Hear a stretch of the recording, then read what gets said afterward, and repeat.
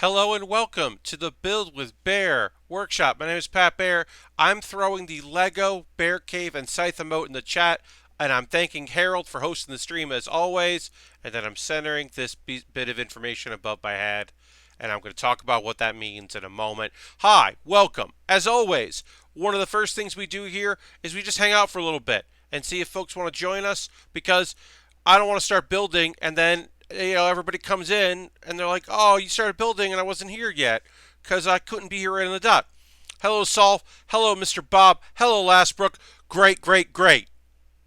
Awesome, awesome, awesome, awesome. Great crew already. We're gonna build it. Even more folks. We're gonna work on a very small model kit. We're gonna keep working on that. Then we're gonna transition into a Lego set. But also, Ultron's here. Great. Here's the deal.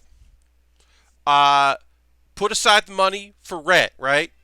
Brown Lantern resubbed. Yellow Pat. Hello, Brown Lantern. Welcome back to the chat. Happy to have you here. That's 10 months. Thank you so much for that. Resub. Let's throw the emotes out for Brown Lantern. So, here's what's happening.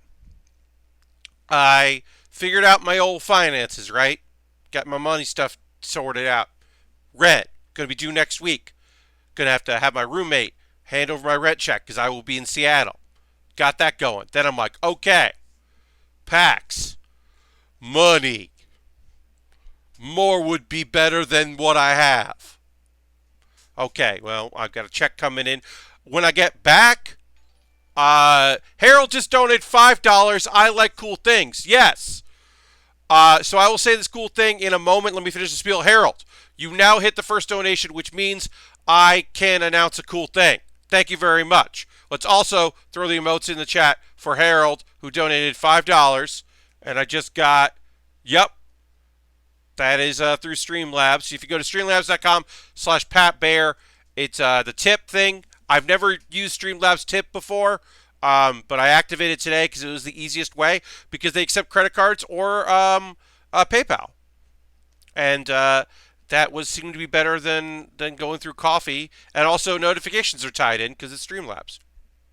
Aristofan's here. Hi, Aristofan. So, yeah, I got a check that's going to come in right when I get back from PAX. So when I get back from PAX, I'll be okay. But going into PAX, I was like, oh no. Aristofan just resubbed. Tier 1, that's 12 months. Please, we have to keep putting the emotes into the chat. Things keep happening, and we need to keep putting emotes in the chat. Aristofan, thank you for a whole year of supporting this stream. That means so much to me. So anyway, yeah, we hit $5 on donations. We hit our first donation, which means I'm going to announce something cool. Now which I will do soon. But first, I will edit this document here. I'm gonna. Nope, not that. That's not what I want to edit. I want to edit this. Yeah. So we'll do. We're at $5 out of 50. I do something cool when we hit 50. That's what it is. Oh, I can edit that even more. Aristofan, thank you. No, I really do appreciate it. I genuinely appreciate it. I know there are folks out there that they can't. They're not going to be able to donate today. Maybe you gave me money to my GoFundMe to help me with my hotel or my Airbnb and airfare. Maybe you did that twice. Maybe you've supported a Kickstarter I've done in the past. Maybe you are a patron and you also do this. So you've done enough helping. That's cool. So I said that the first donation to kick things off, I would say something cool. I am now going to say something cool.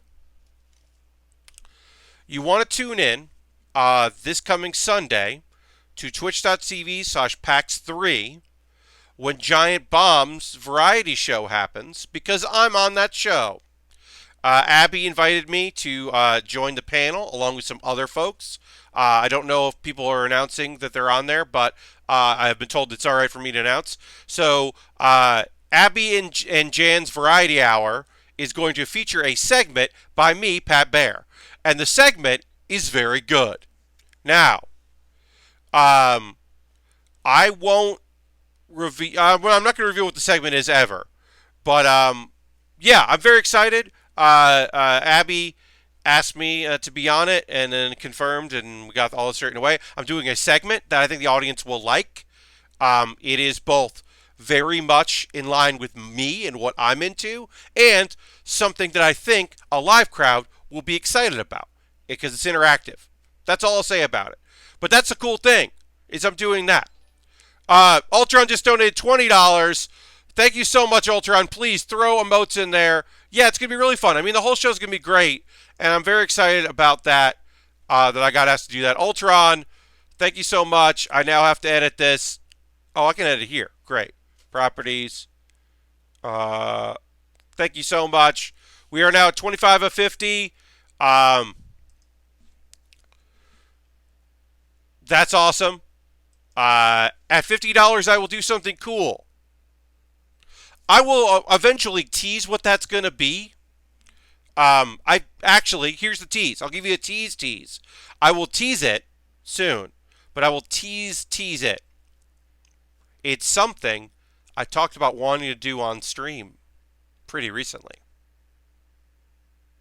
It's a cool thing. We've got building to do here. All right. Well, Harris just donated $7.50.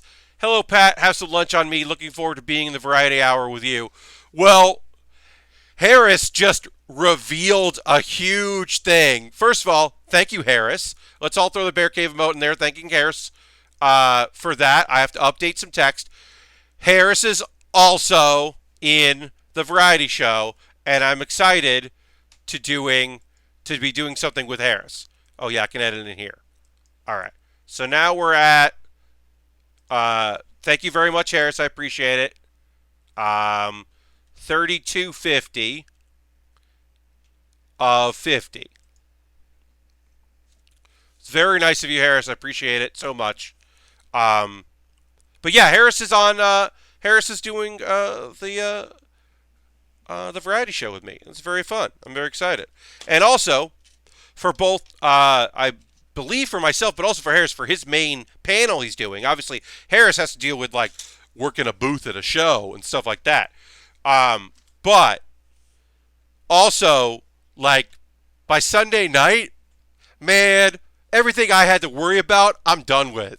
Sunday night, like, sure, whatever. Because I'll have done, go play Finji games. Yes. I'll have done 404ing it. I'll have done Improvised Postmortem. I'll have done networking on Sunday. Like, sure, whatever. Throw a curveball at me. Make me do whatever. Brown Lantern just donated $18.50. Shout out to you, Pat. Well, shout out to you, my friend. Thank you so much for that. That's awesome. So that's 32.50 plus 18.50 equals $51. Right? Am I wrong? 32.50 plus 18.50. Yeah, that's 30. That's 51. All right. Well, the start of this stream is me doing something cool then. Brown Lantern, believe me, obviously it's another dollar. Ha ha. Gotcha. But also I love that you're just like, yeah, over the top. You know, just say it's on purpose, buddy. You did it. You wanted me to be over my amount. Maybe while we're doing stuff, I will think about other things I can do to maybe get a little bit more. But $50 in one night I think is fantastic. I should say this. We're going to get started on a build stream. We are going to start with something cool. We were going to start with the wagon, but we're going to start with something cool because we hit it.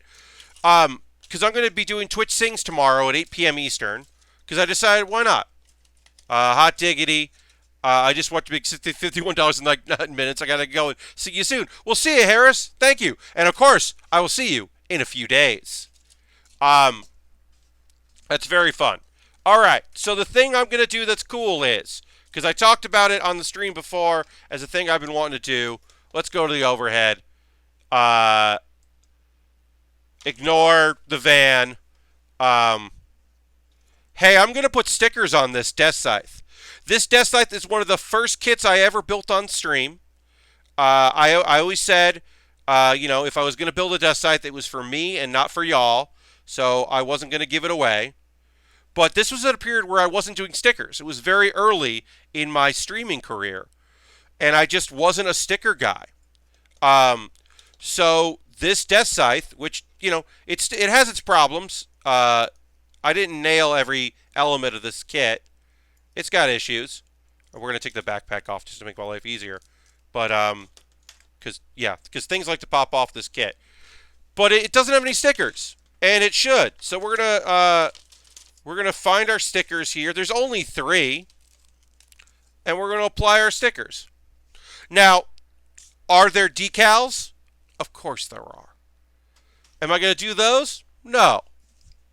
Maybe I'll do those on Wednesday. Because also, I'm doing a build stream on Wednesday night at 9 p.m. Because I wanted to, at the very least, guarantee 4 hours of building this week. Because I will be in Seattle for PAX. And of course, Improvised Postmortem is going to be live streamed. And I will rip that stream with Twitch Leech. Or Twitch Leecher. I can't remember if it's Twitch Leecher or Twitch Leech. It's a good thing for when you want to rip a stream that's not yours. But I'll be hosting that. So I'll have something. But it's totally possible that my Airbnb won't be able to deal with me streaming, or won't be like a good consistent thing. So I wanted to stream this Wednesday. So I'm going to stream this Wednesday, and then I'm also going to do a Twitch Sing stream tomorrow because I haven't done one of those in a while. So that way, maybe I will do some other stickers on this on Wednesday, but probably not. All right, so yeah, this was like my second build, I want to say. Let me check, because I have a list. It's now up to date, like fully and totally up to date. My build list. The desk scythe was literally the second thing I built. This desk scythe is the second thing I built on stream. So yeah, I definitely wasn't doing stickers at the time.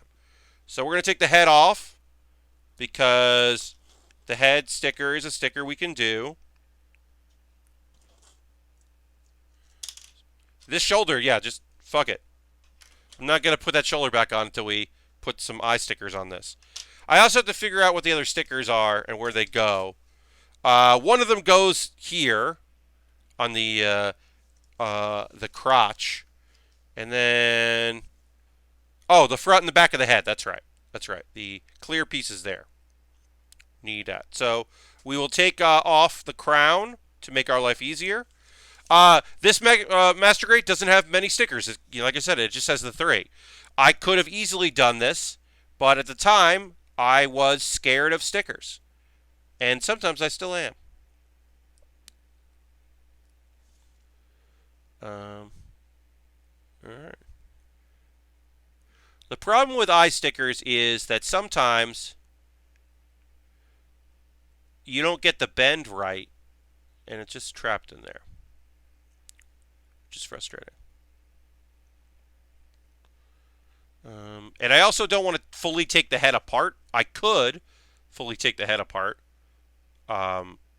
It might actually make things easier to do that, but I'm going to just try to get this in where it needs to go.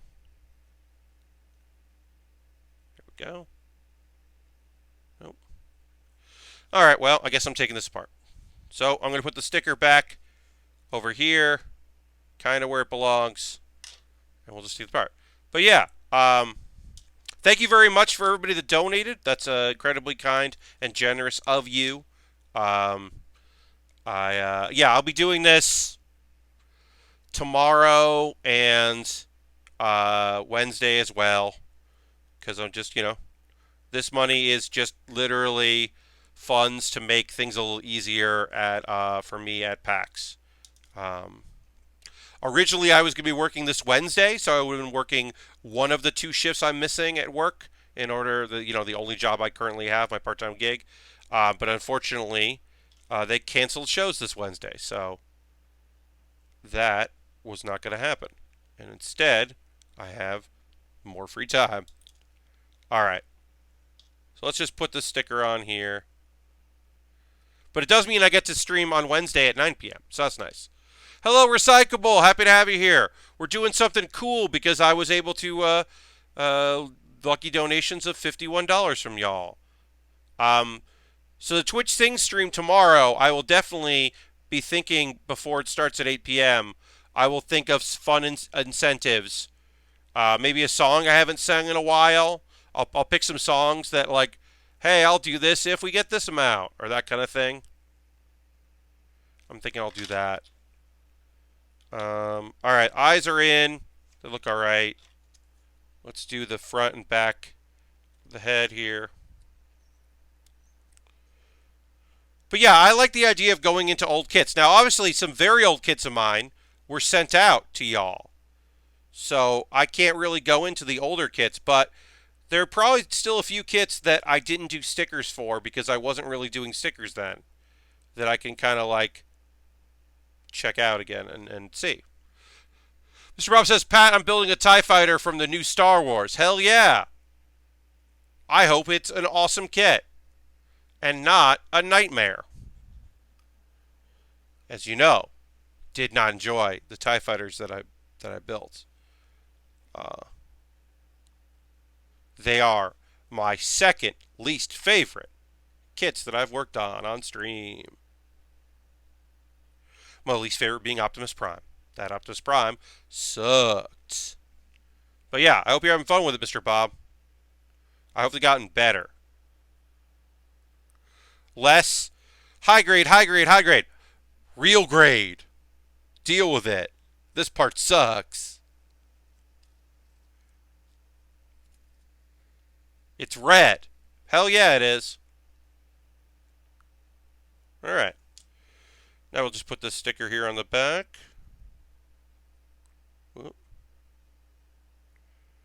Alright. But yeah, I'm going to have to think of some stuff. I did not expect to hit the $50 today immediately, which is awesome, and thank you all very much. So I have no follow-ups for today, but I think that's okay. We'll go into the normal stuff later anyway. Go through all the pause for the cause stuff, which we normally do. But yeah, it's a huge help from y'all, so thank you. All right.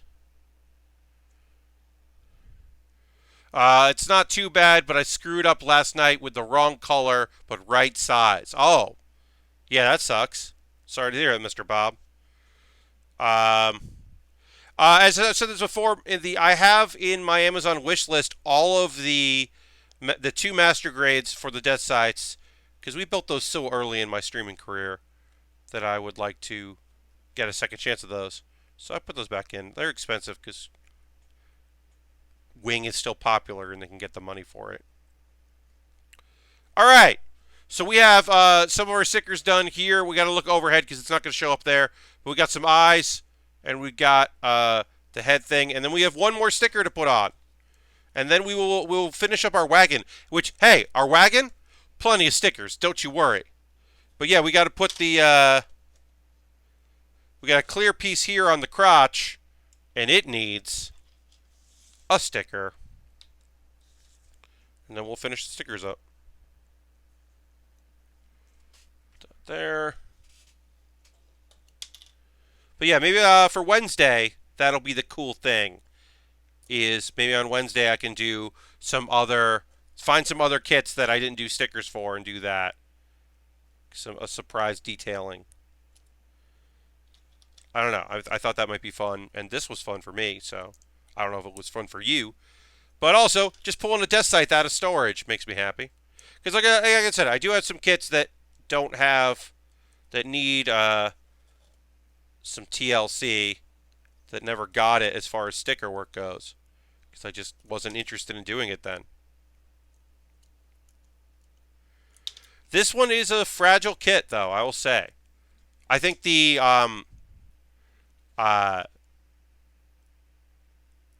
Hell custom, the Endless Waltz one, is probably the best build of any of them. Because obviously the Hell custom or the Hell is just a high grade. Because I've never, yeah, had the. But dealing with the master grade of the Hell custom, that was a fun build. All right. So yeah, so now we've got some green stickers on our kit. You can see that there on the crotch and on the head. That's just an extra little cool thing because we hit our goal. So thank you very much for that help. I'll make sure to take a photo of that later. But yeah, let's go back to the wagon. This is where we're at in the wagon. We'll need those tweezers soon enough because there are some stickers that we're going to put on. But yeah, we started this on Saturday, which I'm excited to keep working on it.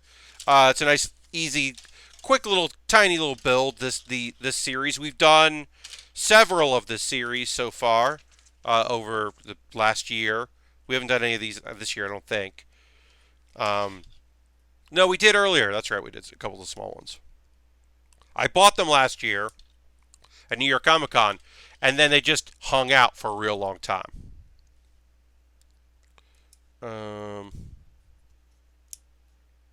Yeah. So we'll just put these on there. Go together pretty nice. We have done the hardest part of this build, which was the little people, all our passengers. If you missed Saturday, we've got Master Roshi is driving. Oh, is there going to be any good? Maybe, yeah. Maybe that'll work. I'll get real close with my photo. Master Roshi is driving. And Yamcha is in the front passenger seat. We've got Goku here. And then Krillin is literally standing up in the van. And he's jumped over to where Goku is sitting to see something that's happening over here. You can see that there. Krillin is literally just standing up. It's not, the lighting isn't good in here for that. It's a fun little thing. Alright, let's put the front of this in. Quick and easy. Pretty quick and easy to put this stuff together. A2, 21, and 26.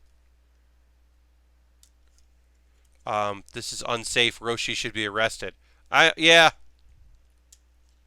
Also, at this point in the story, 3 of the characters in this car, or van, sorry, the wagon, can run faster than a car. Yamcha probably could get up there. He's not at that point yet. He's still got more training to do. But Roshi, Krillin, and Goku could easily just run faster than this van, the wagon. So I think it's pretty much okay. Roshi should be arrested for a lot of things. Yes, recyclable, telling the hard truths, the easy to admit hard truths, that Master Roshi should be in trouble for a lot of things, a lot of reasons. Indeed. Master Roshi, especially Dragon Ball Master Roshi, one of the worst tropes in anime.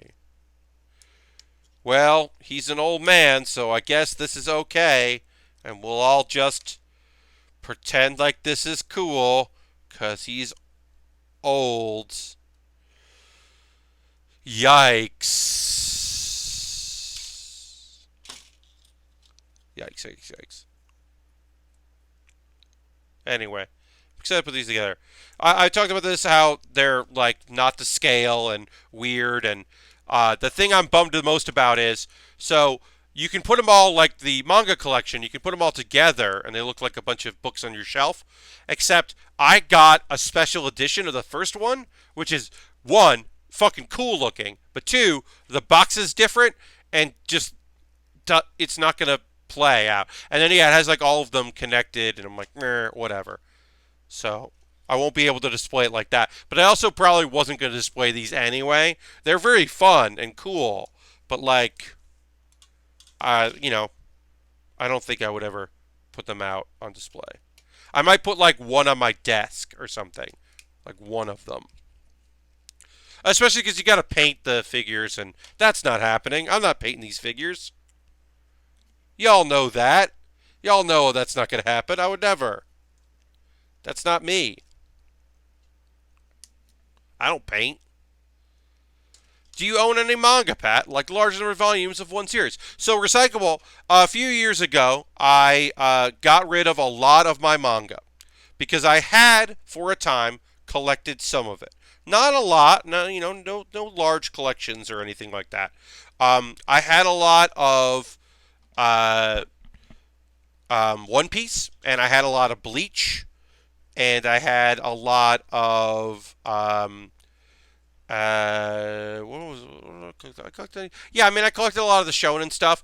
But I kind of drifted my collection back a lot. I mean my main comics because for a long time I had I had a complete Wildcats collection of Wildcats, the second and third Wildcats. The first three Wildcats, I had all of it, which is a lot of Wildcats. Um, but right now I have very few comics and do I have any manga? I probably have something. Long box is gonna be a bummer. Yeah, I just don't have the room. I mean, I don't have the room for a lot of stuff, but I certainly didn't have long box room. So I had one apartment that had a very large bedroom that I was living there, and I had long boxes, and I was moving to a place, and I was definitely gonna have to downsize, and I got rid of a lot of stuff. You can somewhat display manga. Yeah, you can have bookshelves and all that, but of course my bookshelves are covered in uh, model kits and boxes of model kits. Some of these model kits are going to have to start moving their way into uh, not on my shelves and instead underneath my bed. I got a big Tupperware ready for some model kits that are going to go live in my bed. That's all I can do with them. All right, I got to figure out how this windshield wiper fits in. It goes across. So this should just slide right in. But guess what, folks? It's not. Oh, maybe because it's not. Maybe because it's not the windshield wiper. The windshield wiper is built in. This is an antenna. And that's why it's not fitting in right, because I'm trying to put it in wrong. Yeah, this is an antenna. Okay.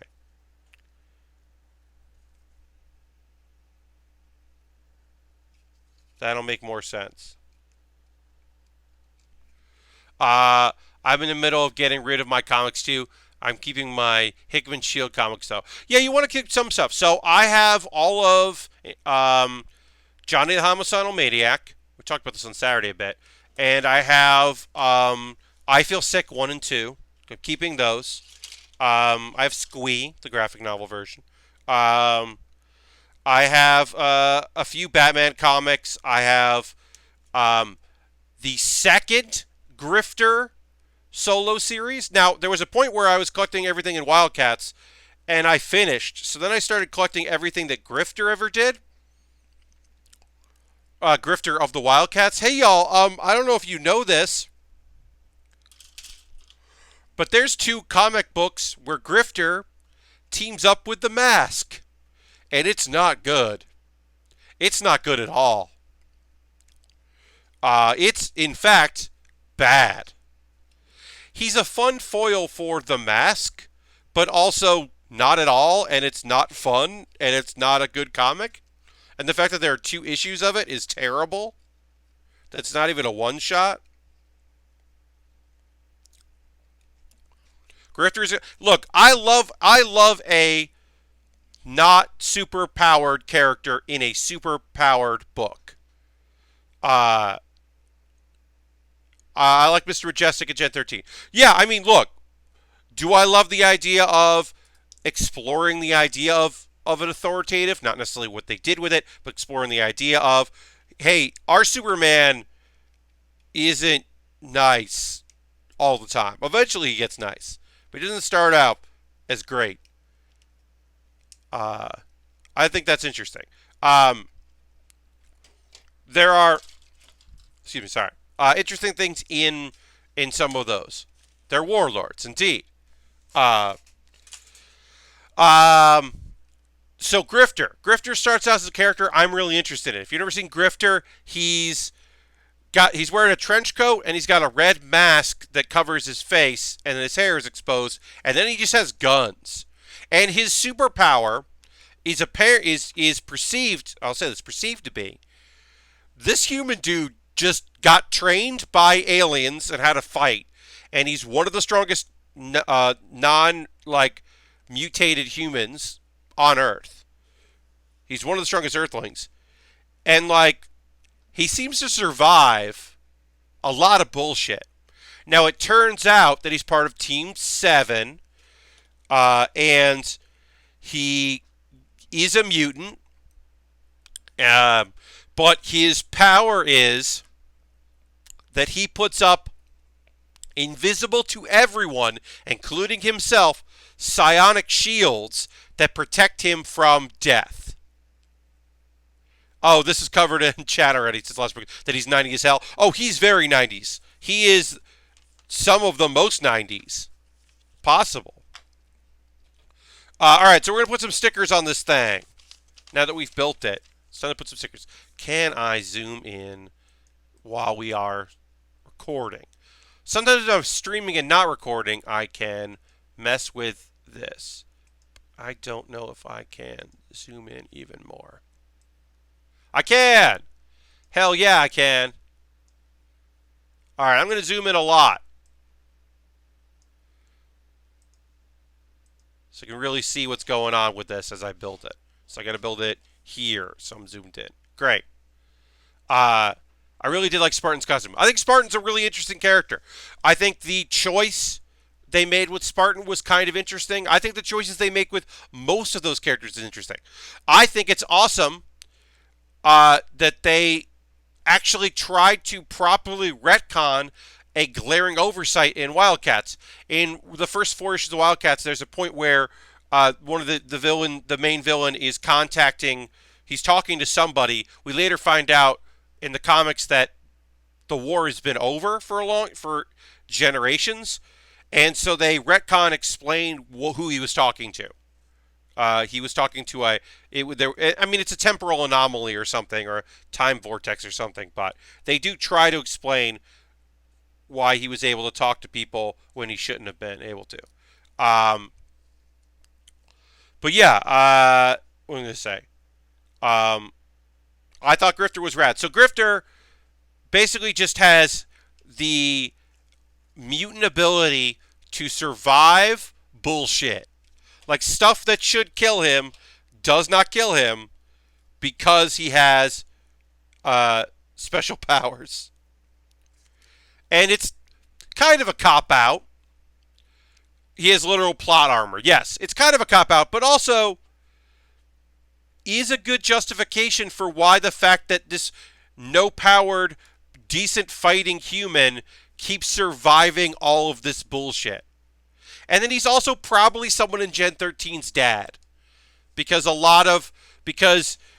Gen 13 characters, and he might be, because I haven't been paying attention. He might actually, in the 90s, it was hinted that he was somebody in Gen 13's dad because he has memory loss, but also a lot of people from that team that were exposed to that, their offspring are the ones that have those mutant abilities.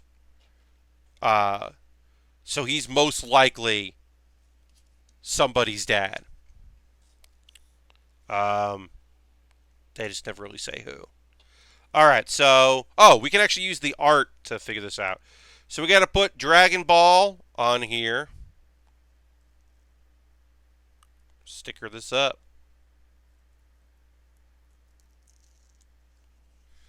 Yeah, I don't know. I liked Grifter. I thought Grifter was a fun character. I didn't keep up with him, but I did enjoy him as a character. And I was collecting all of his comics, and I had every issue. There is a Grifter, like, one-off that's really great, where it's like an ancestor of his. It's like in the Old West, and it makes sense because he has the rag. Uh, there's also a not good, very not good, in because there's like two grifter, um, like one not one offs, but like solo series, and one has a thing where he gets amnesia from a gas and doesn't remember who he is and ends up joining a gang. Uh, and it's not good. But then later he starts kind of remembering who he is, and he puts on like the rag. And then from that point on, apparently underneath his mask, his rag thing, he has uh, a breathing apparatus because he got his memory got like he got amnesia via um, gas. So they were like, oh well, he doesn't do that anymore. He's probably gotten gas since. But yeah,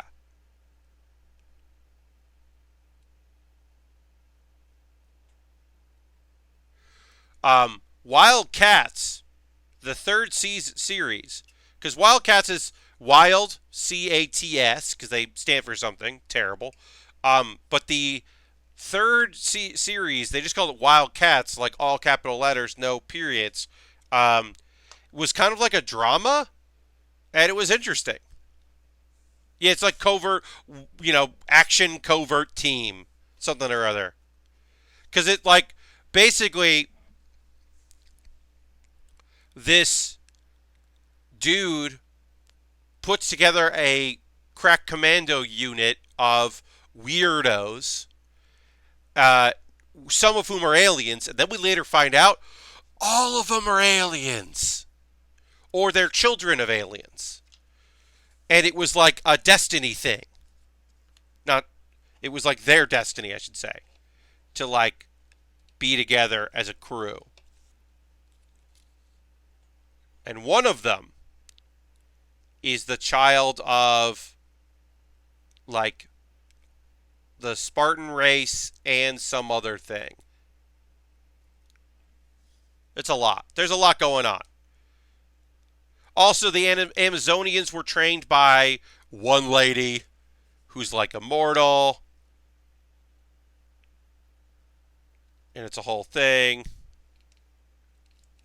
because she starts an island of women warriors, and it's a whole thing. It's a whole thing.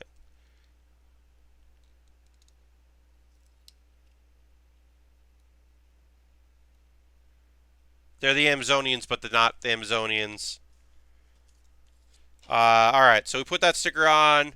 We got a couple more stickers to put on here, just two more. We got to put the capsule logo because this is. Oh, we got to put the numbers, and then where's the capsule logo go?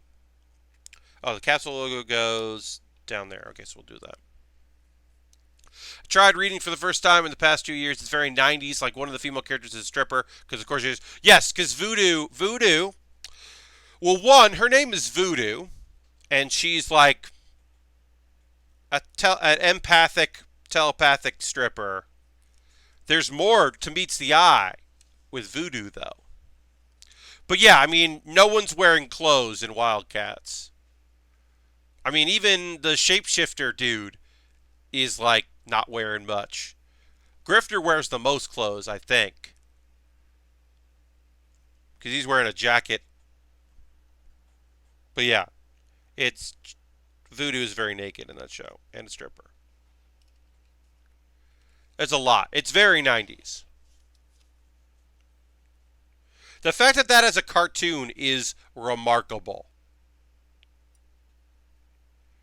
That there was a syndicated Wildcats cartoon. Unbelievable. And it's not bad. It's not good. None of the cartoons of that era are good. Except for Spider-Man. Fox's Spider-Man is great. But everything else is not good. That Iron Man that was paired with, ooh, that Iron Man. Ooh, that's bad. That's a bad Iron Man show. Ooh, ooh, ooh. Real bad. Uh, every Fantastic Four cartoon of any era is bad, but especially that era. Ooh, ooh, ooh. Bad, bad, bad. None of those are worth revisiting. Just terrible Um, It's hard to even go back to Spider-Man. It's like on fast forward. Yeah, I mean, I think the dialogue is not delivered particularly great, but I think the storylines are worth hanging around for. But I can understand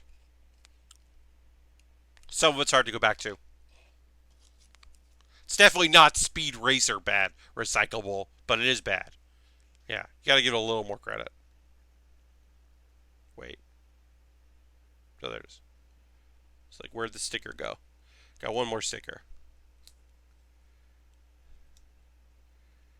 All right. We just have to put. Actually, did this wrong.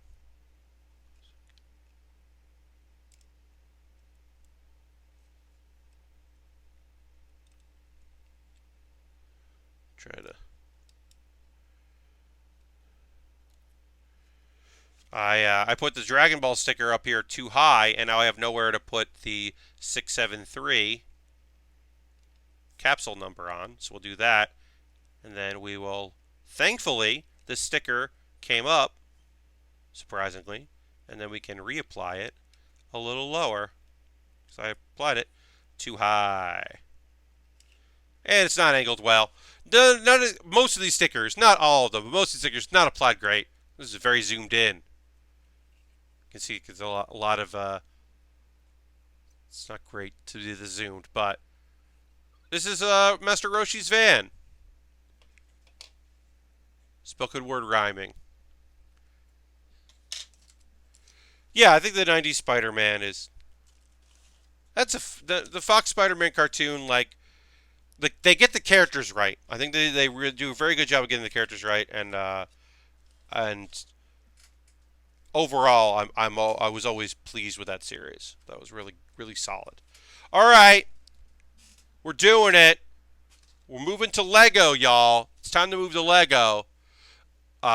Greetings from Seto, says Cypher. Oh, that's right, because you go out for Dev. Is that correct? Can't wait to see you.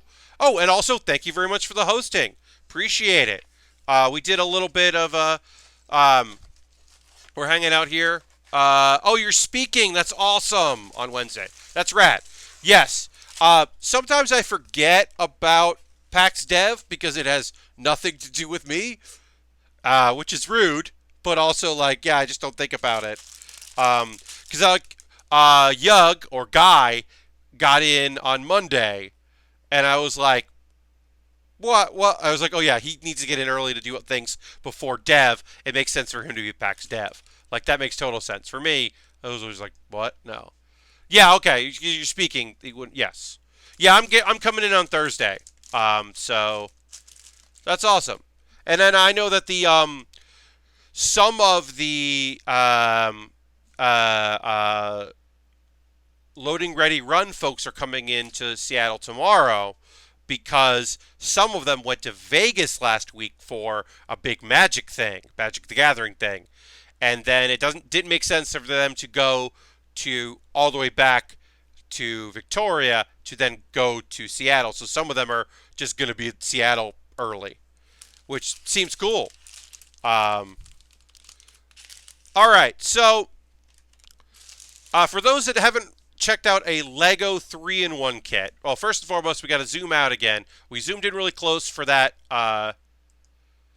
Now, you're wondering, Pat, did you plan on doing a yellow van into a yellow van? No, it just happened this way. All right. So yeah, we got to zoom out. We zoomed out. That's good. That'll do fine. Okay. We zoomed out. That's good. True. Heading off to dinner about 6:45 here. Harold, I'm already here in Seattle. Going home next week. Yeah. Yes, thank you very much for popping in. We had some very nice folks popping in. Thank you for the host. I really appreciate that. Always appreciate it. And yeah, I'll talk to you this weekend. I will have some time. Yeah. So the real question with this kit is, folks, which one are we going to do first? We've got options here. We've got options. I'm still need to zoom out. I am still too zoomed in. We zoomed in a lot, I guess. There we go. That's better. That'll give us some room to build. Yeah. Um, so this box is kind of narrow. So my thought process is that we should build this car because I think this buggy car will fit into the box. So we'll build that third. So we will do the van, the surfer van first. Then we will do the beach thing, is kind of like mixing things up. We'll go to the beach set.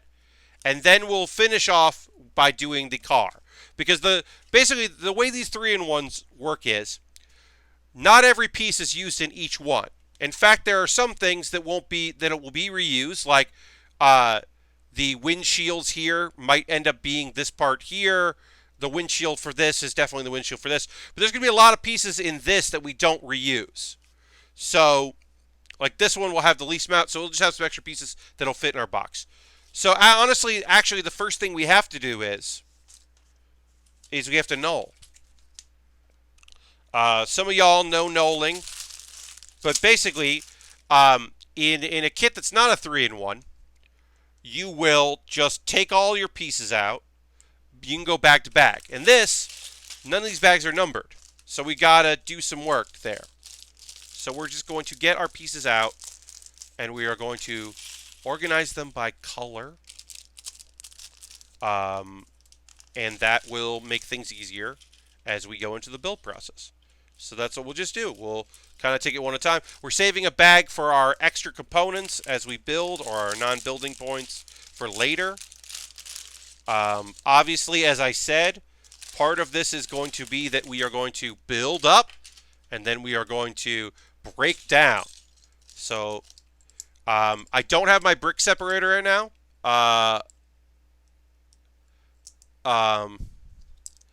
So we will need that when we do the breakdown, because the brick separator will make things easier.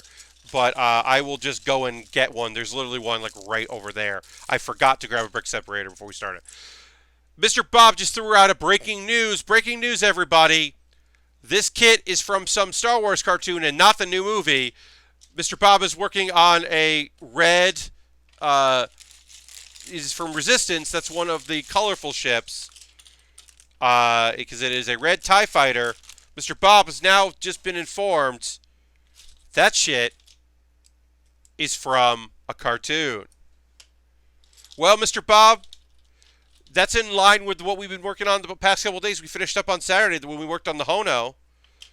That's from a magazine. That's not from Gundam Wing or Build Fighters. So you're in proper company. Happy to have you here with me, building things that are like weird side story bullshit. I was wondering why these things seemed more fun than usual Star Wars stuff, and I found out why. Yeah, because it's people who are not in the main focus of Star Wars in their life got to work on it and put some heart and soul into it. Because their oversight is what they can't do, not necessarily what they can do. Makes sense. Put that there. So yeah, so we're just knolling here. The knolling process fucking rules. I wish I had known about this. If I had known about this when I was younger, a young builder, it would have made my life so much easier. Many years of just hunting and pecking for things, or pulling a dark gray instead of a light gray because I didn't know that those were both things. Especially speaking of Star Wars, doing Star Wars kits where it is mostly light gray, dark gray, black, and then a little navy blue here and there, and then maybe a little green and red if you're nasty. This astromech has a fighter pilot helmet for head. Hell yeah, it does. Somebody's having a good time with that kit. That rules. Well, I hope you enjoy it, Mr. Bob, even if it is a cartoon. So we're going to knoll, then we'll do a pause for the cause. I'll talk about some stuff. Obviously, the donations were incredible. I'm so grateful for those. I have to think of new things for tomorrow and for Wednesday, as I said, Wednesday will probably be another like, I'm gonna do some model kit sticker work. Um, that'll probably be Wednesday, but I got to think of stuff to do for tomorrow. It'll be song oriented because tomorrow at 8 p.m., as I said, I'm going to be doing a Twitch Sing stream because I haven't done a Twitch Sing stream in a while. And I wasn't going to do a bonus game stream this week, but I got the time, so I might as well. I thought I was going to have an interview tomorrow for about 10 minutes. See, now, this is what sucks. This is what sucks about the job market and New York and what I'm doing right now and where I'm at. I try to be positive about this stuff. I, for the most part, succeed. But this shit just gets me. So, I get I put an application in, and I get a response the same day. That makes me go, which it shouldn't. Some people should be grateful that I want to work for them. And they should be bending over backwards to accommodate my schedule so I can meet with them. But that's not the reality, right? The idea that someone wants to meet with me tomorrow based on my application for their job that I replied to today makes me go, And then the address is not an address. The company is not a company that I've red flagged. The address is not a company that I've red flagged. It's not even the same. The first two times that were the same pyramid scheme from under different names were for marketing. This is for customer service.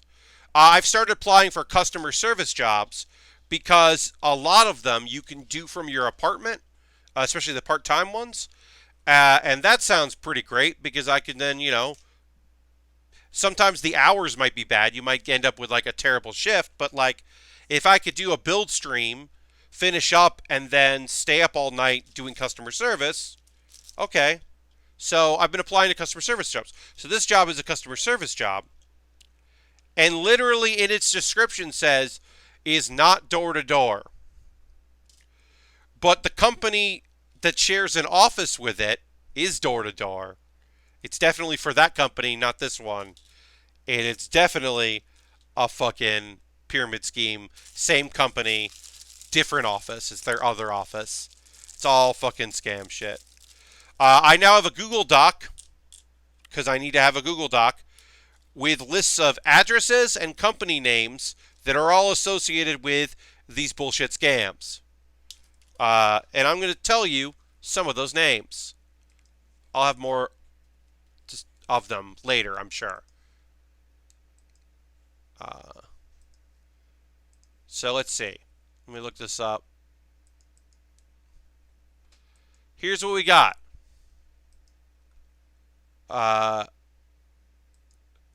Power of 3. Make it interactive. Production House, HAUS. Tribu, NYC, all capitalized. Berkshire Executives. Empire, NYC. This is Lively. We Are Tipping Point. And Loopit, NYC. All of those companies are on either the third or fifth floor of one building or another building, the same floor of another building across the street. These are all part of a pyramid scheme. And 4 of those have asked me to meet with them.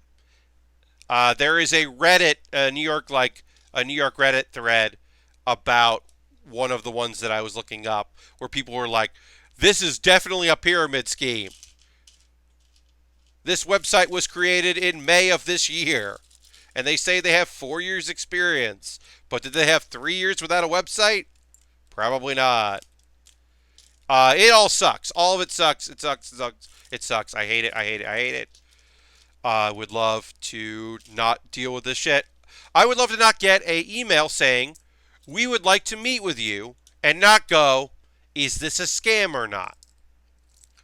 One of the reasons why I started looking at sales rep stuff is like, or customer service stuff, not sales reps, customer service, is because I was getting burned by this marketing bullshit because it all turned out to be, almost all of it is a scam.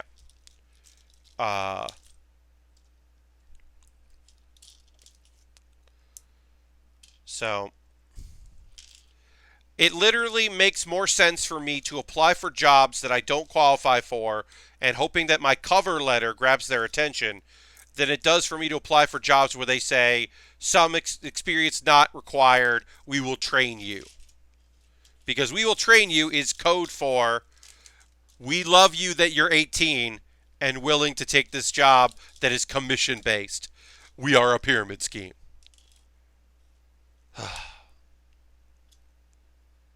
Try to stay positive, but they don't make it easy, y'all. They don't make it easy.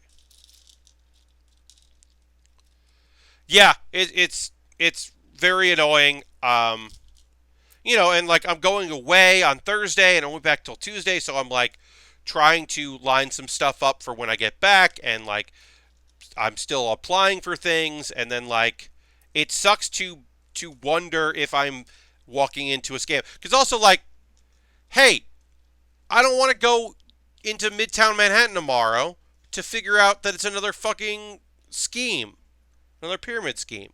I don't got time for that. It makes way more sense for me to be at home applying for things or trying to get an interview at some place that actually wants to hire people. I don't know. There's another job that's an actual place that exists that I know about and I know is a real company that passed on me, which was very frustrating. Uh, and that was a job that was 1 day a week in the office, and the rest of the time you could do from, if you wanted to, you could do one of their like random desks, and sometimes you might even be moved during the day if they have to do something, or you could do it from home. And I was very happy about that idea, the idea of working from home or anywhere with a computer that and that's quiet. I was like, ah. Please, let me work part-time from home and write off FIOS totally. Please. The dream. Ugh. I'm trying to be positive, y'all, and I apologize for throwing some downer stuff in here. That's certainly, obviously not my intention, but that is the reality of what's going on with me right now, and I am, I attempt to be earnest when I can on streams, so it's straightforward, so do apologize. All right. So there. So yeah, so we're just nulling here, just hanging out. If there's anything you want to chat about, we'll take our pause for the calls in a bit. Ooh, look at this blue. Sorry. I love this blue. It's great. Great looking. Yeah, if there's anything you want to chat about, we will take a pause for the calls in a bit, as I said, and I will, and then we'll have anime talk, because there is some anime talk to have. Got some shows to talk about and all that. That's a good ass blue pat. Yeah, this blue is real. There's a bunch of really nice blues over here. Got a navy blue and I don't know what, baby blue, and then this like tealish thing going here, and then there's a regular old dark blue. Surfboard. Got some people heads here. The Surfer Van 3-in-1. It was just a thing I thought would be fun to build. Harold says, Cheer 17, saying, this should lift your spirits. Harold, thank you very much. Appreciate that. Bringing back memories of staffing agencies that were even more body shops than anything. Yeah. It was really funny. The Reddit thread I was reading about the place that I was looking up, which led me to find other names that they go under. It was really funny because there was somebody that commented, I used to work in a building near this, and every week I would see a bunch of young people like walk out of that place with folding tables and clipboards, and I never saw the same people week to week. And I was like, yep, because it's a fucking pyramid scheme. Good night, everyone. Have a good evening. Harold, you have a great evening. I hope to see you this week here a little bit on the streams. I'm streaming tomorrow and on Wednesday, but if not, thank you, friend, as always. Thank you for the bits, and thank you for the support, and the $5, the first donation. let me say the cool thing that I said. If you weren't here at the beginning of the stream, I mentioned that along with the other panels I'm doing, I'm also going to be appearing on Abby and Jan's variety show for Giant Bomb this Sunday. I believe that's 9 p.m. in Raven. Don't quote me, because I have an 8 o'clock panel and an 8:30 panel, and I don't remember when all my panels are. I've got a cheat sheet for it. But yeah, that was the cool thing. That was my cool announcement. Tomorrow's, I'm streaming at 8 p.m. I'll be doing a Jackbox, Twitch thing stream, and my goal, I'll have some, like, donation goals. I think there'll be song incentives. I'm going to think about what those are going to be, but I'll have them. Drink a little water here.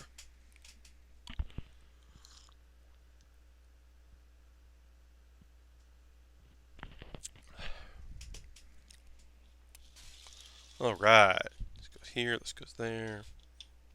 Let's go there. One more bag to Null.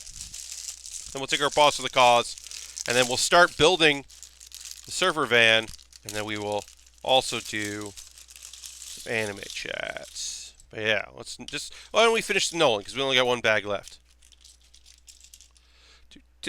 For wheels, that's good for, we're working on a vehicle here, so it's good to have wheels. So I knew about, like, photography Nolan, where you, like, kind of fancy put out everything that you're, like, if you're doing a build project, you would put all the components out. Or if you were going to clean something and you stripped it to its components, you put it all out and take photos. I knew of that. It wasn't until the old Tested days, when Will Smith still worked there, that I saw them do this before some of their Lego builds, which was their premium content at the time. And that was like, oh, that's smart and good. Oh, I'm going to have to do that. And it's very helpful. It's just an easy way. Because it's like, even if I have to dig through all this yellow to find a piece I need, I'm still just digging through the yellow to find that piece. So it does make things a lot easier. So if you end up with a Lego set at some point soon, I highly recommend this method. It is helpful. Alright, with that. That there. It's blue. Some gray. A couple clears. Plenty of windows on this camper van, I guess. So we built a caravan, and now we've got a surfer van. Which is kind of like a caravan, but not fully. It's adjacent. And now it's time for the Pause for the Cause. This is the quick segment where I just talk about ways you can support the stream if you'd like. Obviously, you all did wonderful, and I really appreciate hitting that $50. That was huge, so thank you very much for that. That was awesome. Streamlabs.com/PatBaer. There's no incentives today left. There will be several tomorrow singing incentives. So thank you for that. I really appreciate it. And I'm just going to get into my other stuff. So, first and foremost, if you're currently a subscriber, Recyclable already threw the Bear Cave emote in there. Throw some emotes in there. Lego emote, the Bear Cave emote, the Scythe emote. Love seeing those. Thank you for being a subscriber. If you're not currently a subscriber, consider it. You can use your Twitch coin. If you have Amazon Prime, you link it with Twitch. You get some rewards for other things. You also can then get this thing that's like using money. You already paid for your Amazon account.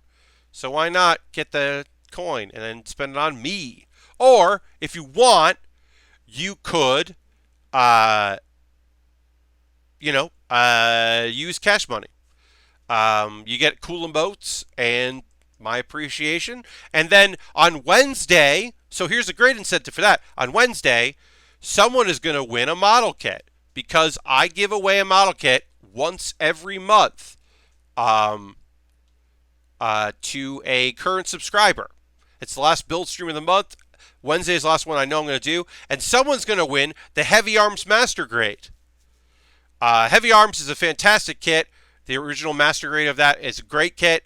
So someone's going to win that, and I will mail it out to you. So consider becoming a subscriber by Wednesday. Anyone who does is eligible. I also have a Patreon. You can join that if that's something you'd like to do. Patreon.com/PatBaer. I'm going to put that. All these links will be in the show description on YouTube if you're a YouTube watcher. Also, hey, if you're a YouTube watcher, thanks for watching. I don't often get to see those folks. Thank you very much if you're currently watching on YouTube after the fact. I have an Amazon wish list. I cultivate this wish list with cool shit that I would like to build on stream. If you would like to see something get built on stream, you could buy something off this wish list. It gets mailed to me. If it would arrive while I'm away, that's fine. My roommate will just, my landlord will put it on the bottom of the stairs. My roommate will bring it up, and it will be there when I get back. And then it'll jump the queue. I got some tiny stuff like the Wagon that was bought off my wish list. There are other small little Dragon Ball kits for me to build. There's some more Lego sets. There's the Thousand Sunny and the Going Merry, which are the ships from One Piece. I would love to build one of those. That's on the list now. Gotenks, Super Saiyan Gotenks is on the list. That would be a fun build. A bunch of stuff. And then at the very bottom is like new set of tools, a God Hand plier, because the God Hands are incredible. A new chair, because this chair is great, but like, it would be nice to have a better version of it. And the one I picked out is in fucking red. It's black and red, and it looks like a race car, and it's terrible, but would be good back support. I don't know. That's one way.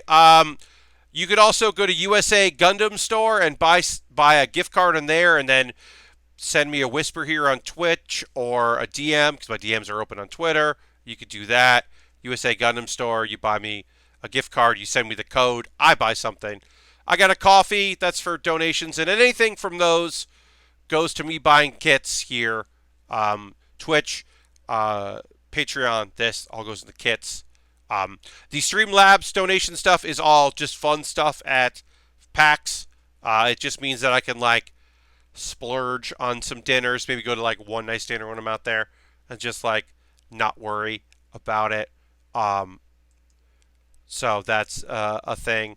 I got my Discord. We'll get back to building in a moment because I just want to plug my Discord. The Build With Our Community Discord. It's fun. Join it if you'd like. I post build photos. People post nice things. It's fun. I'm going to check Twitter there. Just people. Yeah. Speaking of Gotenks, they posted photos up of Teo Pai Pai, who is the mercenary from Dragon Ball. There's going to be a figure arts kit of that.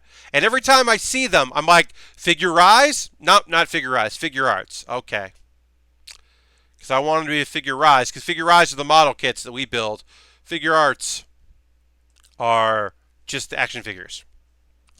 There's a great Saiyaman action figure, and it looks great. He looks so great. I would love it if it was a Rise version of it, so I could build it. I want to build Teen Goku.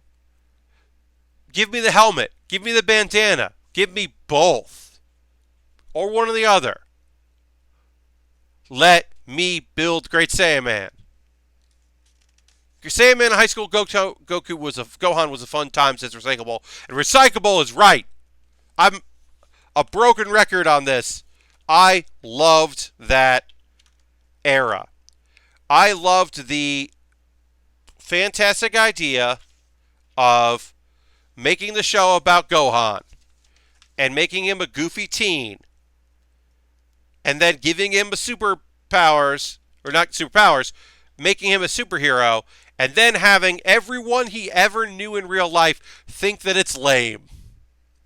No one thought that his superhero costume was cool. Goten maybe kind of. But nobody thought that what he was doing was good. And I love that. Unnecessary. Wonderful. It's always fun when you have the main characters interact with the normal world. Yeah! people act like having Videl there didn't fucking change things for the better and make things cool and give Gohan stuff to do. And I know every time Toriyama tried to make Gohan the main character, people were like, "No, that's not Goku." They didn't like it when he beat Cell. They didn't like it when he became the main character. I get it. I get it. So what did we get? Most of the time, Gohan is... We got Bookworm Gohan. We got Professor Gohan. And then he had to get tough again. And he never got there. He never got there. It's a bummer. Respect to you, Gohan.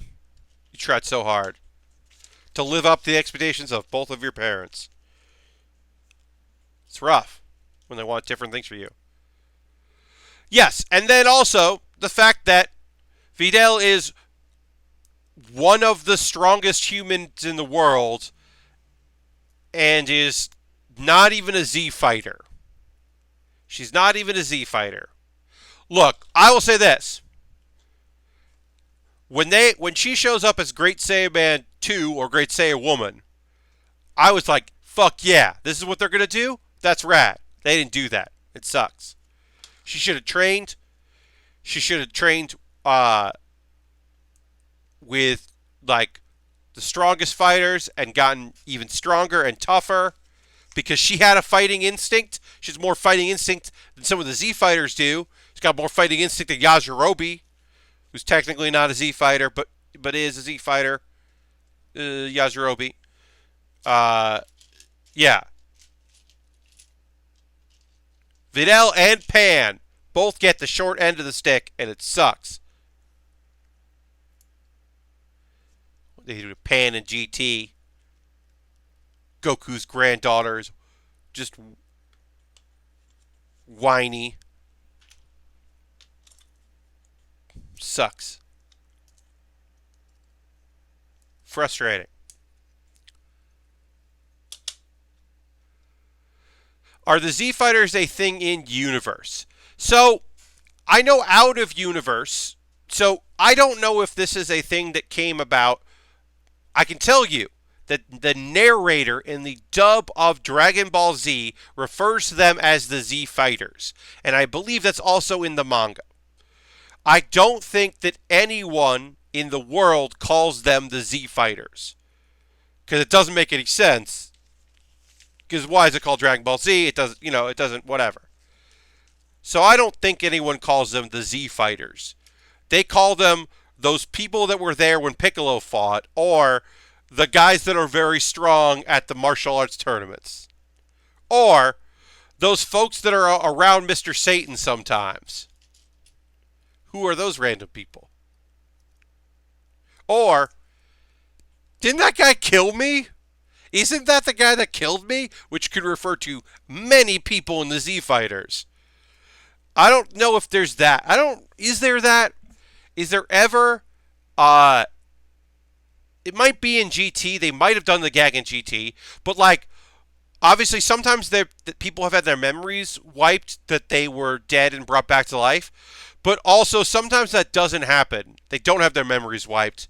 So they're just characters. They're just people in this world who are like, that guy had an M on his forehead and murdered me. Right? Yeah. No, a lot of them eat all the food. Anyone Saiyan eats a ton of food. That's their thing. You don't see Trunks. Well, you do. I do get hungry. I do get hungry when they have food scenes, yeah. Especially Super. Because not all of the animation in Super is great, because the budget isn't great. So sometimes the fights don't look good. But all the scenes where they're eating food with Barris, all looks fantastic. Barris, whatever. Not sure how to pronounce Barris's name. I think it's Beerus. But all of those scenes just look great. Anyway, we should talk about anime that's coming out or that just came out in the past couple days. I still understand why they don't just throw in more budget. It's the most popular anime worldwide. Well, Recyclable, it's not a matter of budget, unfortunately. It's not a matter of studios. It is a matter of time. What most of these shows don't want to do is take time off. That's why you'll see something like, I'm going to talk about One Piece in a minute. One Piece right now seems to be rejuvenated in some of its animation, but then also still takes shortcuts, and sometimes its animation doesn't look good. It's the art style has changed a bit, and that looks good. But it's really just the thing of pump out more episodes, pump out more episodes. Do this filler thing. Don't worry about it. Just get it out there. Because also, um, then they can sell you the Blu-ray, and guess what the Blu-ray is? It's way better looking because not only is it high res, where you may have watched it on television in Japan, they also fixed a lot of the bullshit, and it doesn't look as bad. And then it used to be, because there'd be a long time before you saw it in the U.S., we would get the better version. Some of the mistakes were been fixed, some of the errors, some of the art would look better in the U.S. versions. And then sometimes, and now you're not getting that because everything is coming out so fast. Some of the Cartoon Network stuff with Dragon Ball Super has looked better than the subtitled version that we were seeing on like Crunchyroll. But it is just a matter of they don't have the time because they won't take the time. Um, if you're doing 12 episodes, maybe you'll take a week off if you really need it. And if it's a show that you don't think is going to make a lot of money, then they'll just cut corners and just reuse stuff, and you can tell. But it definitely can look bad on the ongoing shows. That's why you end up stuff with like Black Clover, where Black Clover will do an episode. They will take a week off. They will do episodes that are like catching you up on what happened. They did an episode where they just took all their extra joke content at the end and made that an episode. Because it's an ongoing, so like they're figuring things out. Fire Force took a week off because of the Kyoto Animation fire, which actually benefits them because it gave them more time on later episodes. Taking that week off, it's not they didn't want to do it, but it will benefit them as an ongoing shonen. I do want to point out something here before I get into the anime stuff for the past couple days. An incredible thing happened in this booklet. They told me what color blue I needed. As you can maybe see here, it's a navy blue.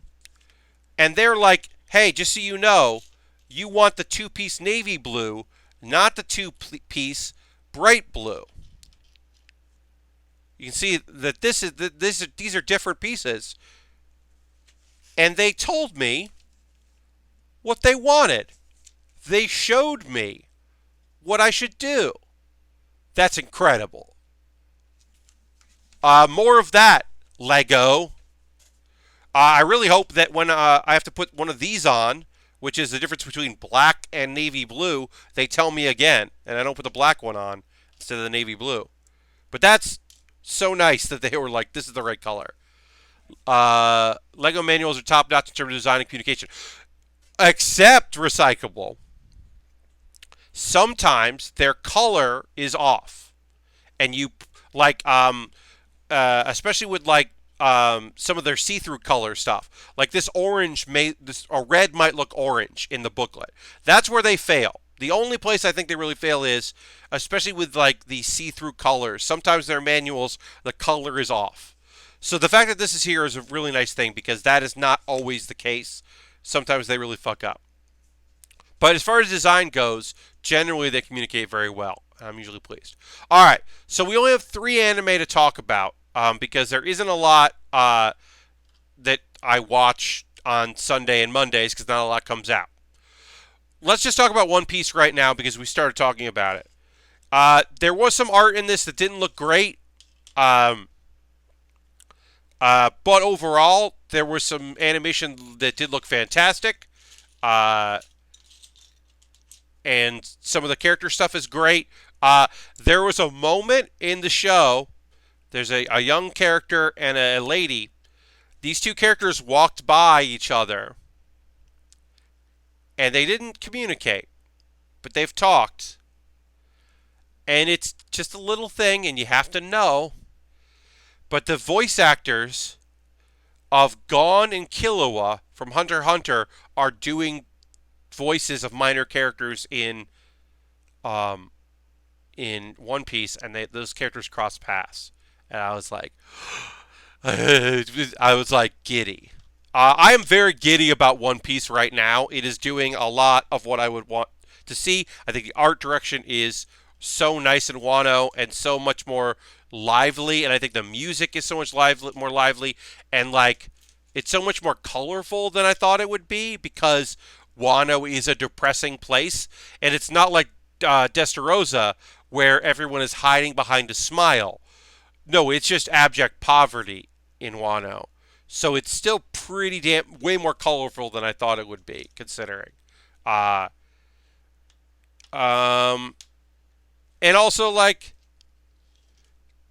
talk about some overpowered ability. The devil fruits, there are like two devil fruits that suck, and every other devil fruit is incredible, and it's just its user is not imaginative or good at it. Like, I remember the dude that his devil fruit is like he can open doors, but he's not a stealthy character. He can like make doors and dimensions, but he's not a stealthy character, so he's not good at it. Like, there's the one thing where it's like the elephant sword is a bad one.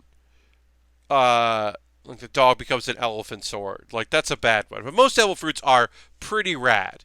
Um, uh, and this devil fruit where you can like the idea of taking a straw man, like, oh, his power is straw, whatever.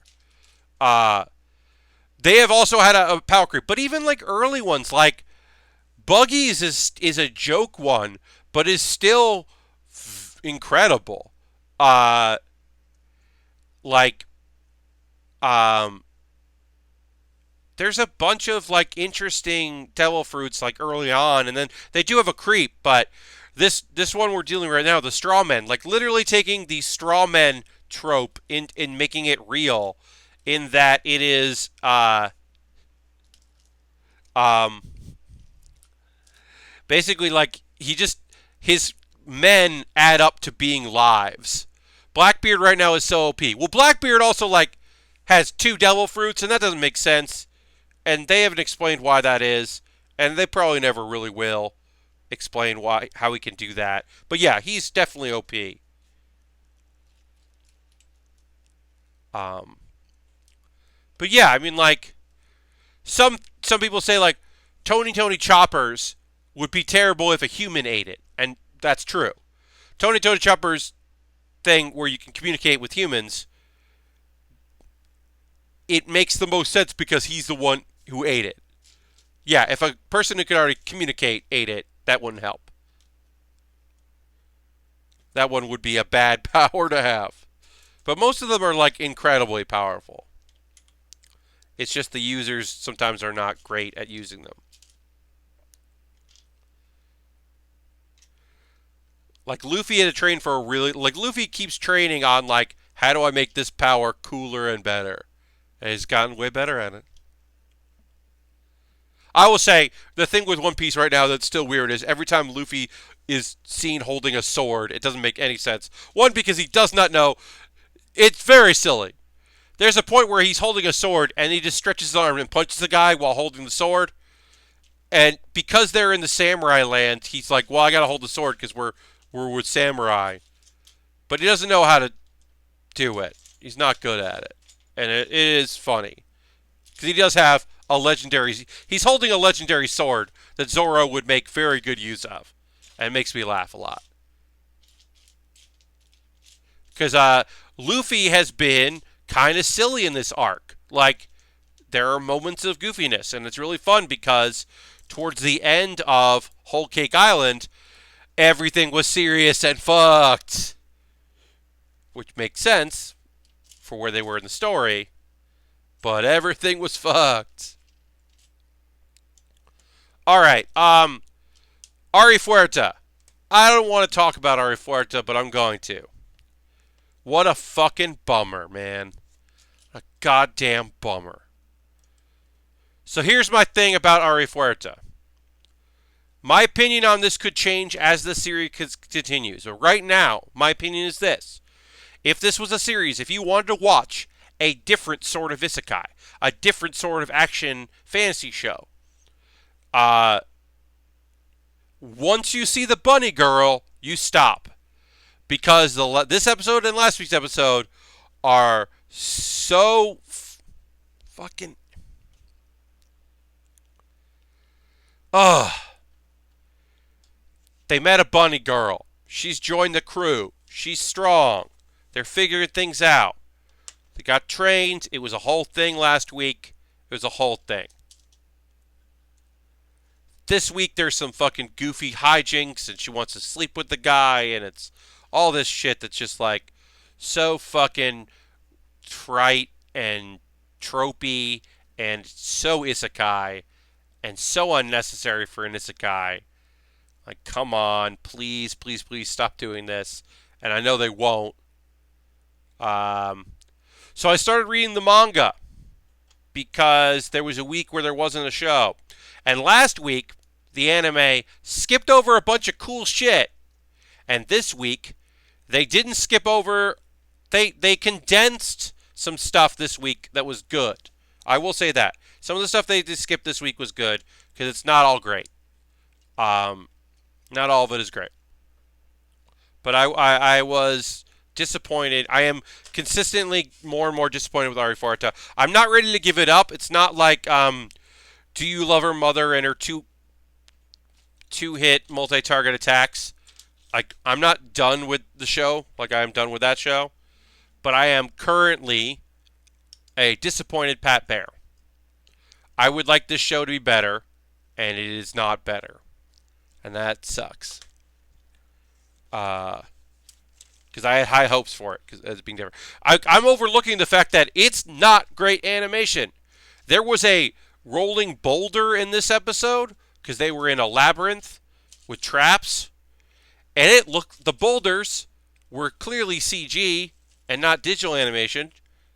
And they looked awful. These rolling boulders looked cheap as hell. Sometimes the show looks really cheap. Yeah, I'm disappointed that it's just become another one of those where it definitely didn't start out that way. Let's see. What else do I know? Hey, I'm caught up on Demon Slayer. And holy shit, now I can talk positively about an anime because, y'all, I think the first bunch of episodes of Demon Slayer were really heavy, and then it would be like a joke episode, and I'd be like, this doesn't match the tone. But now that I've watched a lot of them and I'm caught up, well, one, the fights are incredible, and there's been introductions of new characters that are cool and weird and bad and great. I hear super positive things about Demon Slayer. Yeah, it started off and I wasn't super into it, so I kind of let it go, and then people have kind of been like talking it up, and it's some people's favorite show of the year, and some people's favorite show of the last season, and it's picking up steam with people as being a quality show, and so I got caught up, and parts of it are heartbreaking. There's some real, as far as an action show, about a kid whose family gets slaughtered by demons and his sister gets turned into a demon, and he's searching for a way to kill the head demon to revert her back, because maybe he can, or at least have her soul transfer and then get revenge for his family. Like, it's heavy. And then also like fun because there's like one of the other demon slayers has like a pig head mask, and like there was a funny moment where he like the other like in one episode he like was passed out and woke up and immediately wanted to fight and spar. He's like, you just woke up. And there was a dude that like clearly didn't want to be doing this and still doesn't want to be doing this, but then he can go into a trance-like state and then he fucking rules. And like I don't know, there's good characters. The art, the fight scene art is really good. There's been at least a couple, but definitely one like demon that was evil, but you felt bad about it, which is nice to have. Not necessary, but nice. And there's nice demons. There's a moment in the show. There are some nice demons. They're helpful. They're just trying to survive. They're helping people out. Um, and the disease that his sister has, she's got like this thing going on where she's not all there. She's not fully woken up to reality. She envisions all humans as being in her family. So that's how she doesn't attack humans, is because she doesn't want to attack her family. So she has this like vision of cone of like that, and so she ends up treating these demons that are helpful. Uh, she's like being nice to them. It's like, oh, she thinks you're family because she sees you as human. And there's this moment where like this woman who is a demon like hugs her because like she's like that means a lot to them. And it's like a nice real moment in the show with full of like demons and breathing techniques that let you shoot water jets out of your sword and all kinds of shit and cool masks and a guy. Y'all, the main villain looks like he's in the Smooth Criminal music video. He is dressed like Michael Jackson in the Smooth Criminal video. Is there an explanation for that? No. Everyone else is a samurai, and he's wearing a white suit and hat. I don't know why that's happening in the show, but it is. But yeah, Demon Slayer. It's good. I'm glad I'm caught back up with it. I'm going to try to keep up with it. I mean, my whole anime viewing thing is going to be completely warped by this weekend. Like, my goal is like watch my normal stuff tomorrow and Wednesday, keep up with what I can, and then the only thing this weekend I definitely want to keep up with and see is I want to try to uh, get caught up on um, is it right to pick up girls in a to try to pick up girls in a dungeon, Danmachi. I'll try to watch that this weekend. But really what I'm going to do is I'm going to attempt to just save some video on my iPad to watch on the flight back, because my Tuesday flight, I'm going to look this details up because I forget. You know, I have the displeasure of flying from the West Coast to the East Coast. So my return flight leaves at 1:15 p.m. and it's from Seattle, and arrives at 10 p.m. in New York. So, but that flight, like, I won't be tired, probably. I mean, I'll probably be tired, but, like, my goal is to have some episodes on the Crunchyroll app loaded up and just watch some episodes that I missed over the weekend, so that when I stream again next week, I'll be caught up for y'all. We can talk about stuff and do a big dump of stuff that came out. And then I'll watch my Tuesday stuff as well, you know, and Monday stuff. Because, oh, yeah, well, Hulu, I won't be able to watch Ari Fuerta. I'll have to try to find time to watch Ari Fuerta and Demon Lord Retry, which are the Hulu shows I watch. But whatever. Neither of those shows are a priority. I'm interested in the next episode of Isekai Cheat Magician this week. Although I bet it's a like regroup episode before the next challenge comes up. So I bet it's not like I bet it's going to be like a whatever episode. Maybe we'll find out if a character there's a character that may have died, a minor character to spur him on. So maybe we'll find out if she died. I don't know. It's a weird thing to be like, Anna. She kind of exists. It's a thing that sucks. There's a character in Isekai Cheat Magician that is there to die, to further the main character. Like she was an assassin that was sent to kill him, and then she didn't. And then the people that sent her knew that. They were doing that to test him. It's all elaborate testing. And so, okay, that didn't work. So then, like, the next step is they have her, like, get hypnotized, and then she, like, by spell, and then she gets, like, killed or injured saving him. And then he unlocks his hidden powers, and it's a whole thing. So I don't know. Like, it kind of sucks, because she's, like, a character that was created by the main villain, who I guess at some point is going to reveal they aren't a villain. That's my guess about the show. Oh, I'm not actually a villain. I saw all this. This was necessary to blah, blah, blah, blah. We knew you could do it, and it was necessary, blah, blah, blah. The timeline and yada, yada, yada. All that shit. Stupid shit. But yeah, it kind of sucks to be like, well, this character exists only to further the plot. And of course, she's a attractive lady character that he was flirting with. Because of course, it's an isekai. Gotta have a bunch of ladies.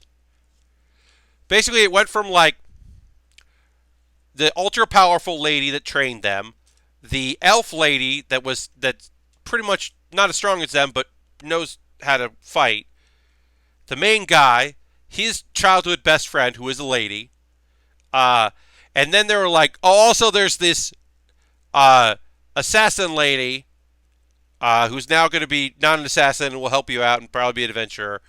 And then also there's two young girls. They're twins. You'll help them. You'll save their lives. And now they're going to hang out with you because they don't have an alternative. So now you got some lolies. Great.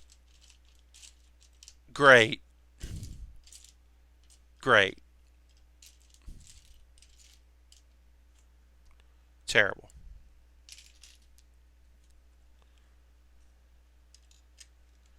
Oh, here's a thing. I forgot a thing about Ari Forta.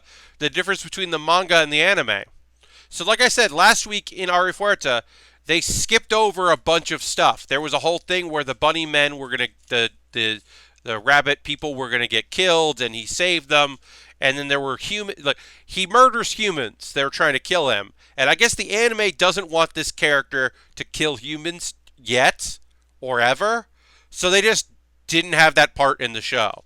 And yes, in the manga, there's like a threat of there's a gross unnecessary threat in that, and I knew that wouldn't be in the anime, and that's good it wasn't in the anime, but still, yeah, he definitely like kills a bunch of humans, and I guess they just didn't want to put that in the anime. I guess that isn't super necessary, but it was like, oh, huh, they're not doing that. Okay. I don't know. Folks, we got some time left in the stream. If there's anything you want to chat about tonight, feel free to ask. If there's anything you want to hear from me, Pat Baer, we're going to keep building with this. Then we will pick this up again on Wednesday and keep building. That's the goal anyway. And then we'll start up again on Wednesday with that. Tomorrow I will be doing my Twitch Sing stream. It's a good idea for me to do a singing stream. and stream 6 hours this week before I go on a trip where I'm going to be talking a lot? No, but also the benefit is I'm not running a booth, and I'm not doing League of Heels. We're doing League of Heels-ish panel, but we're not doing the full League of Heels, so I shouldn't lose my voice. My goal is for Improvised Postmortem is to ask them to have the mic pretty hot and just not yell, and I think I'll be able to accomplish that. But yeah, if there's anything you want to hear in the chat, I'm going to throw the Bear Cave emote in there. Recyclable says, I did fully watch Cannon Busters over the weekend. It's okay. Great diversity and emulates 90s animes like Trigun, but kind of meanders and then rushes the end. Yeah, I heard Cannon Busters, because I've heard the song, that the theme is better than the show. That is what I have heard of Cannon Busters. Because I have not watched it. But I am hearing similar things to what you said, Recyclable. That it's like, oh, there's a lot of cool stuff, and it's trying to be, not like 90s era, like a throwback, but I don't know. We don't know. We don't know if you should check it out. It might not be good. I'm like, okay. Oh, I missed some stuff here on this kit, so we got to build some stuff there. So we'll do that right now. But yeah, if anybody's got anything else they want to chat about tonight, questions about anything that's going on, anything you want to hear about, what are y'all doing this week? Is anything going on with y'all this week? Let me know. Obviously, I am headed for Seattle on Thursday. Nice early Thursday stream. Sorry, Thursday flight, I should say. Not super early. I mean, 8:40 a.m. Get in at noon. It's pretty good. Noon Seattle time, obviously. It means that Wednesday after I stream here, I will go to sleep for a little while. I will have to upload this video archive of the Wednesday stream. And then while I'm doing that, I will pack up because I'm going to use the stand that this webcam is on. This stand and this headset will go to Seattle. So I have to pack that. And then pack like adapters that I use, that kind of thing. So I'll have a few things to pack before, and then like get a little bit of sleep before I go to the airport. Because if I took like a 6 a.m. flight, I just wouldn't sleep at all. I would just go to the airport. But because it's 8 a.m., 8:40, I can sleep a little bit, which is nice. I caught up on Fire Force, and I'm surprised how fast it moves. I figured Section 5 stuff would take longer. Yeah, Lashbrook, I think that, I wonder...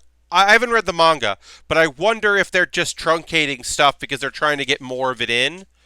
I'm not sure. But yes, the Section 5 stuff I thought would take a lot longer. I also thought that the fallout of Section 5 would take longer. The fact that they immediately are starting to deal with the next section or Section 1, right? Yeah. That was very surprising to me because I was like, oh shit. I thought there'd be more like episodes with them dealing with the other people. Like a joke episode or some kind of like filler a little bit. But no, they're just going for it. I do very much enjoy Fire Force.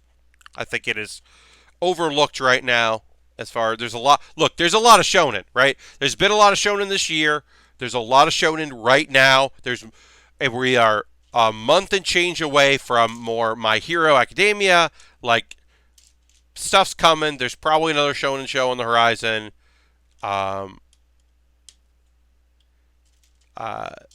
There's a lot, but it's good. Like, Black Clover is popping off right now. Like, there's a lot going on. I'm excited for that tomorrow. New Black Clover. Some real shit with that. He seems very much like a bad guy, but that captain for Section 1 seems cool as hell. Yeah, I don't know. It's going to be interesting to see if he's a actual bad guy or just a, strict character or a bad guy in disguise. Or, yeah, could just be a straight-up bad guy. I don't know. But there are some unique ideas of characters that control fire and characters that don't. And some interesting costumes and just... They're doing a lot with that. Also, there's an episode in Fire Force where they just casually go, some people confuse us with firefighters that fight fires and not fire demons. And so sometimes we get calls about rescuing cats. Can you go take care of that? And I just love that idea. Like that's just a simple little thing of just like, yeah, if there was the firefighters and then there was fighters who fight fire with fire and fire demons, you could and they both dress very similar. Only one has like church stuff. You could get confused. Also, yes, Lashbrook, those mascots are great. Uh, I really hope we drop the Neko Cat inappropriateness stuff because I think that character is cool, but I do not like that she is played for laughs in that way because I think the character is pretty fun. Fire Cat is cool. Uh, I even like the guy we're supposed to not love because he's annoying. The uh, the guy who thinks he's a knight. I like him. He's fun.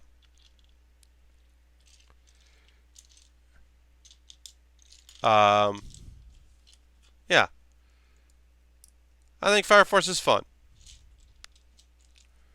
I think if I was going to tell you about one of the many shows that comes out on Friday that you should watch, it would be Is It Wrong to Try to Pick Up Girls in a Dungeon? Don Mackay Season 2, because I would say watch Season 1, then watch Season 2.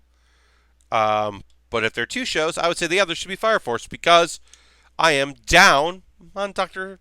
Stone right now. Dr. Stone was very promising, and I get why it's doing what it did, but I wish it didn't do what it did, which is introduce characters. I wanted that show to be just 3 or 4 characters for as long as possible, and it did not take long to add a bunch of motherfuckers. Mostly because he's starting to come into some shocking realizations about his skill. Yeah. Yeah, I mean, I think, it's interesting. There's character growth in a lot of these characters, and that's fun. Alright, so this is some sort of bench here that pops up. That's fun. Little seat over the wheels. That's cool. Some stuff going in there. But yeah, I like Fire Force. I think it's a cute show. I would recommend. Doo-doo.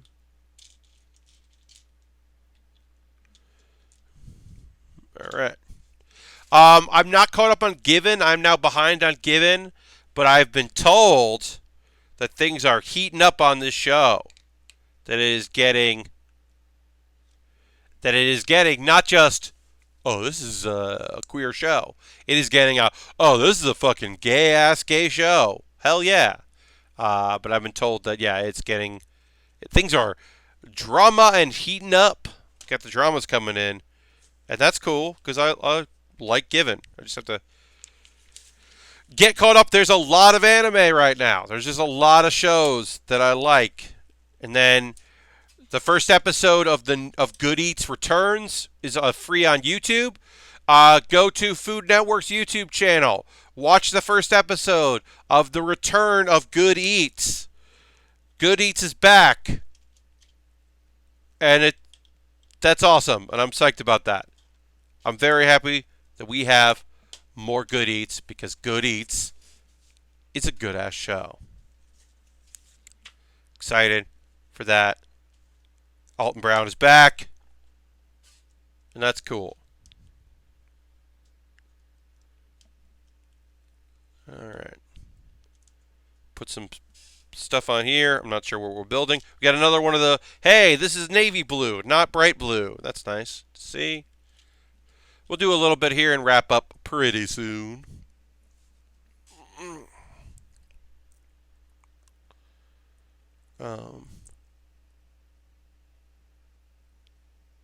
Is it the same set? Are you talking about that this tells you, which all I'm saying is this is another piece where it's telling me don't use this bright blue, use this, and it's actually telling me in the booklet which color to use. Hello, Christian, welcome. Popped in towards the end of the stream, but happy to have you here. We're working on this Lego Surfer Van 3-in-1 kit. We're starting with the van. We're going to start with the biggest kit because this box is a little small. So that way we can start with the big one and end up with the smaller race car thing. Oh, Good Eats. No, so it does not appear to be the same set. Because I can't imagine that house exists the way it does. Because they just bought a house and converted the kitchen, and like they basically converted a living room into a studio in Atlanta. I don't know if it's still filmed in Atlanta. I don't know any of the details about it. I know that there's at least one recurring character has returned, and we'll see. I hope it's still being shot in Atlanta because that gives another bit of jobs for Atlanta folks, because Good Eats was a good source of local actors getting work at the time. It's very good for them. And then also not actors.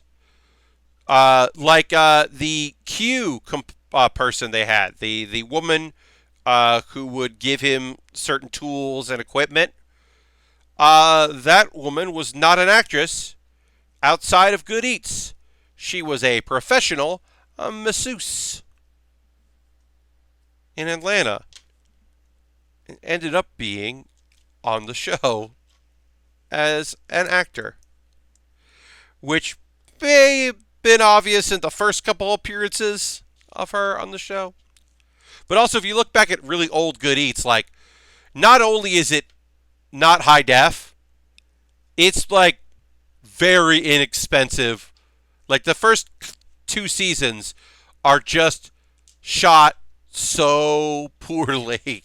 Like, the lighting is just bad. Like, it's on YouTube, like, clips of some of the first seasons, like, some of the recipes are in there, and they just look, yeah, it looks like they just did not have a budget, because they did not have a budget to do everything they were doing.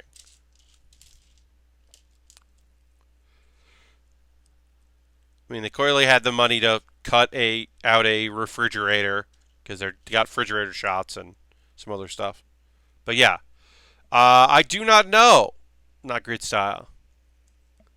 I've only seen the first episode because it was free, because I don't have cable, and I will probably at some point just get get a season pass on like YouTube or something.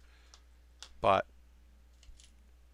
right now, that's not money that I can spend on Good Eats. All right, put there.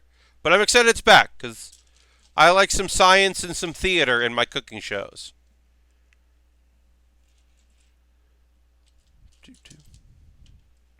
And now I have the theme song in my head because it's just because it was also the transition theme, so you would hear it a lot in an episode. First couple of seasons, they showed a camera in the fridge and the oven and stuff. It wasn't until like season 4 or 5 they built a set with fake kitchen appliances for cameras. Yeah, I mean, because they were just like in kitchens, and they like would go and take over like a big Atlanta kitchen, because like Atlanta has a commercial production, and now there's more shows that were there. But at the time of Good Eats, there was Good Eats. And then there was, like, Adult Swim was doing some live action in Atlanta. And then you could get voiceover work for Adult Swim stuff. And then also, one of the biggest jobs for actors in Atlanta was doing filmed plays for Tyler Perry, because he, like, the reason why Tyler Perry is who he is today is because he would do plays and film them and then sell DVDs to church groups all across the country. And that's how he had the bankroll to start doing other work. And those characters had a built-in following because of these plays that he would do in Atlanta, that he would film and sell. Uh, is my understanding. I could be wrong on some of the details, but like, yeah, basically, like, uh, yes, I'm sure. Eventually, you were like, hey, you can't film a TV show in a house. Get out of here. Um, but yeah, I mean, there's like Good Eats, Adult Swim, Tyler Perry. Like, that was Atlanta's industry, and there's more to it now. But for a long time, that was it. If you wanted to make something, you had to be. Those were the people that were making things. All right, we are going to wrap things up. Thank you all so much for hanging out with me tonight. For our build stream. Thank you for those that donated at streamlabs.com/PatBaer. I'll be back tomorrow at 8 p.m. for a Twitch Sing stream. Wednesday at 9 p.m. Eastern for another build stream before I go to Seattle. My Seattle schedule will go up on my Twitter. You can see that. I will be hosting both the my panel on Friday and my panel on Sunday that are being streamed.